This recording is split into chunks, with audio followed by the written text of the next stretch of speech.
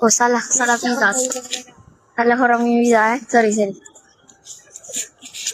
Okay, sorry. Salah orang. Malah punya. Okay. Kalau korang rasa nak macam makan wafer ada, korang boleh duduk dekat tepi ni. Sambil tu korang boleh makan lah makanan dekat belah sana. Gerai-gerai. Tapi kat sini kalau korang rasa panas, korang boleh kat sini saya ada better korang bawa kipas lah. Sebab kat sini panas sikit. Jadi korang better bawa kipas dekat compress ni. Betul. Sebab kita orang bawa kipas sebab panas. Musim panas kan sekarang. Kalau musim sejuk okey lah. Cik.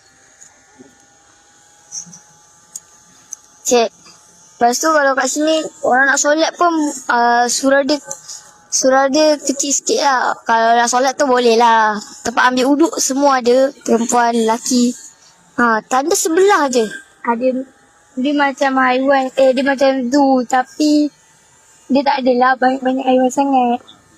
Okay, pizza dah sampai. Nak tengok?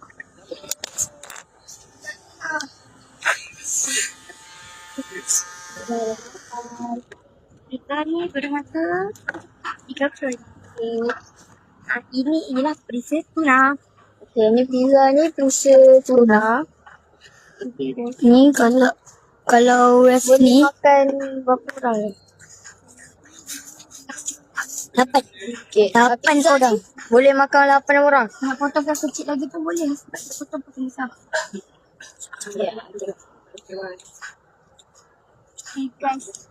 Kita try rating Kita nak try rate pizza dia. Kita akan rasa pizza dia. Pizza dia memang sedap. Kita nampak kat situ macam ada cheese sikit lah. Nanti kita try. Kalau betul-betul ada cheese, kita boleh tarik.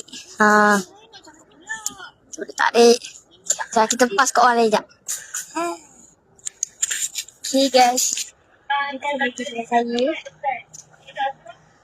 Okay. Memang bagus. Okay, kita nak try. Tu dia punya pizza. Tuna. Okay. Ni. Dia punya pizza tuna. Pisau. Dia ada, nampak ada warna hitam bulat tu.